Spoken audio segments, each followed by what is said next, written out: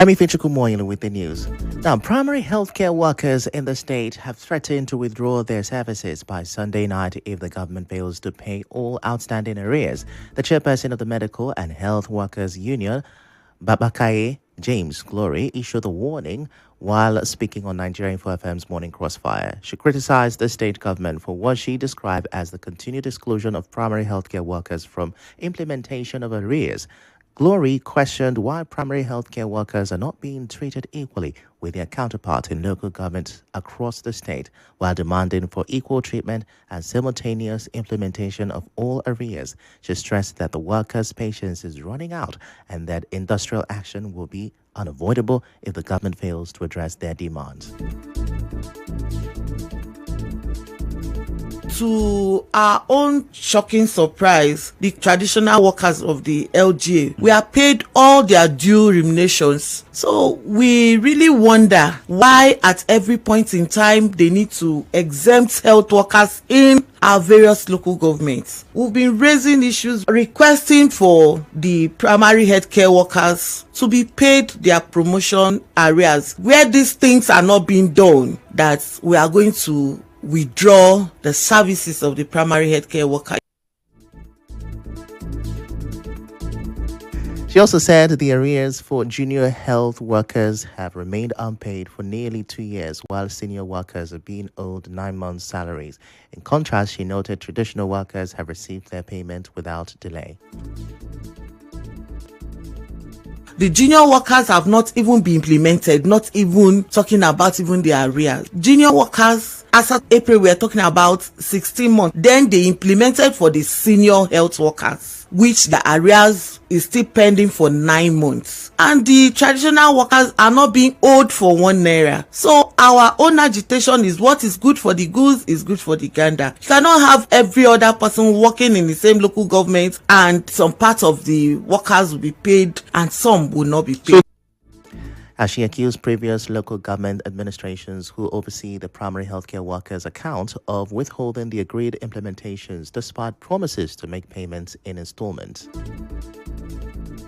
It is the local government chairman and the principal officers who are in charge of this thing. They are the authorities. We have held meeting with them. They agreed, of which they pleaded that it should be done instrumentally. We said yes, okay, we agreed, but we can't really tell specifically why all these payments will be delayed. She appealed to the state government to intervene and ensure that all pending implementations are carried out as originally planned. Well, away from that, the Civil Liberties Organization, CLO, in Rivers State has petitioned Governor Siminalayi Fubara asking him to tell the people how much money the state has and how it is being used. The state chairman of CLO, Sonny Dada, confirmed this to correspondent Soibi Oruwari. He said the government house has received their letter. According to him, the group decided to take this action because the governor did not answer their earlier request after he came back from the period of emergency rule. Dada also explained that a group called Budget, which checks how states spend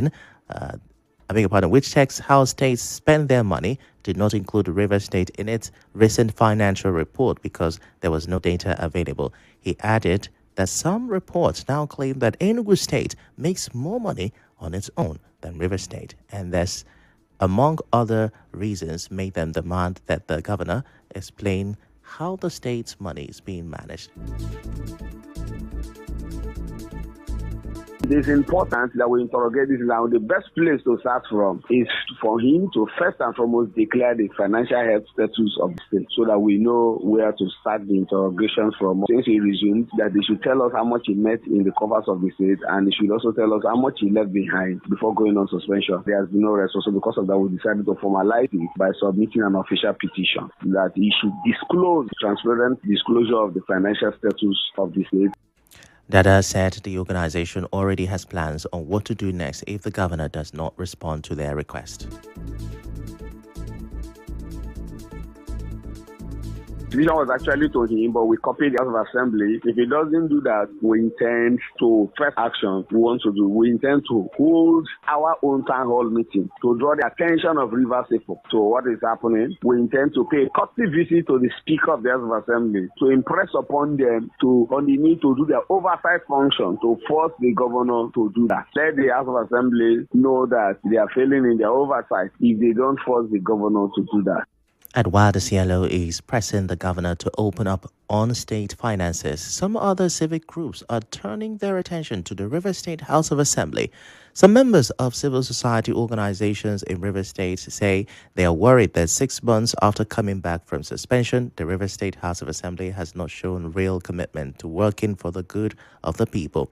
The coordinator of the Rivers Liberation Movement and former Commissioner for Employment, Dr. Lelo Nwibubasa, criticized the lawmakers for not carrying out their oversight duties effectively, saying their actions so far do not reflect the needs of citizens.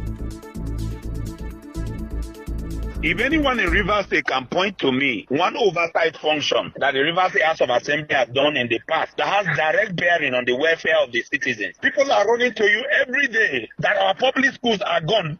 Citizens of Rivers State can no longer pay rent. Landlords have increased rents everywhere. People are crying. Agents even collect more money than the landlord. When citizens are crying, we need a leadership that identifies with the people. And that's what we stand for. And that's what I will stand for.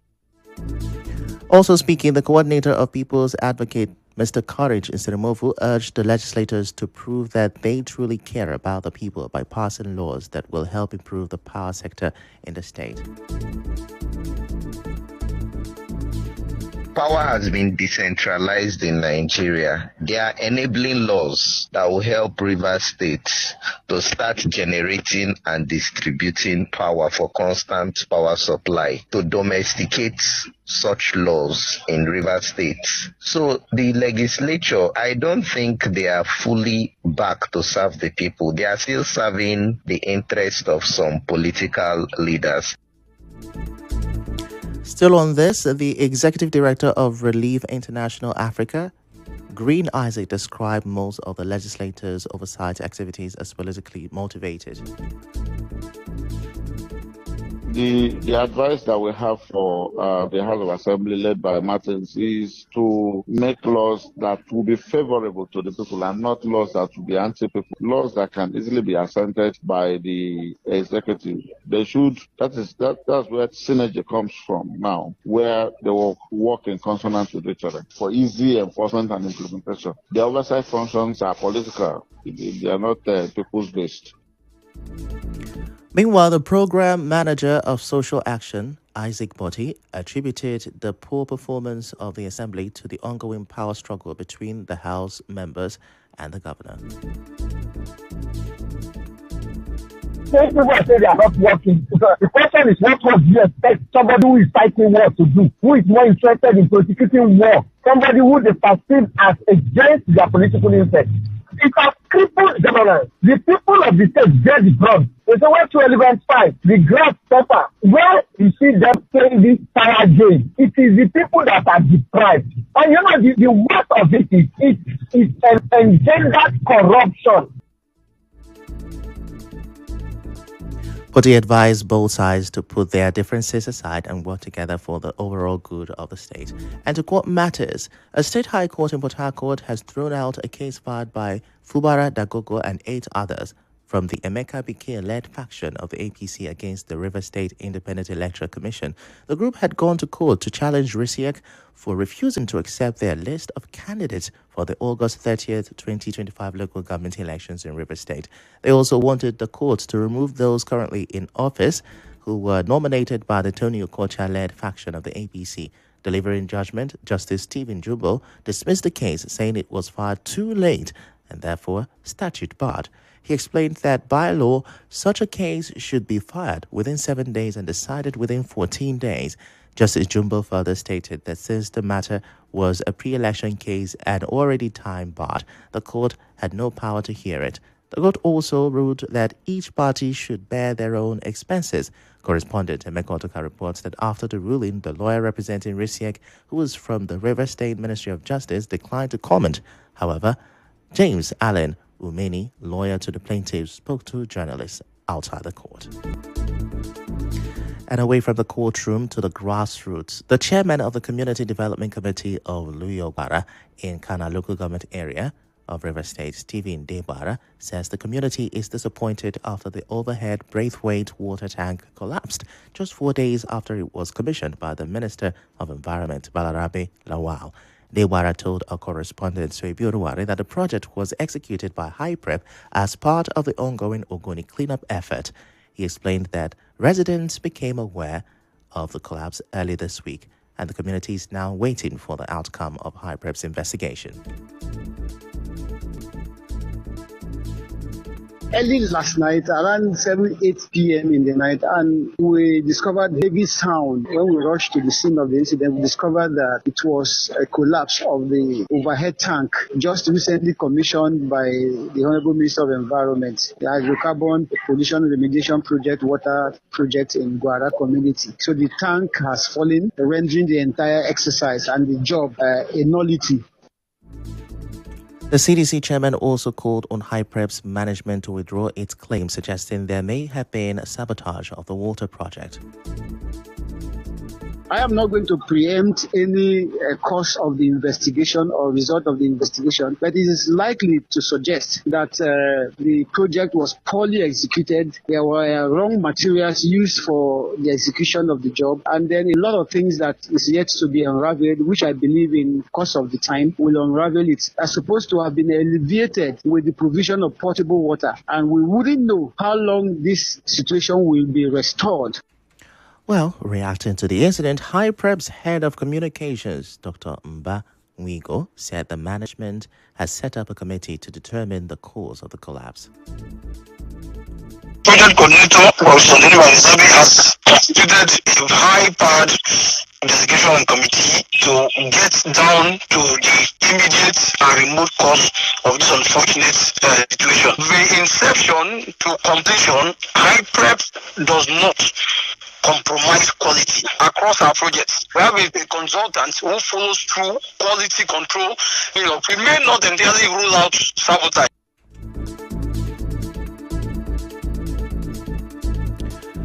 Let's take a short break. When we return, you will hear U.S. targets visa ban, assets freeze for Mieti Allah over Christian persecution claims. Do stay with us.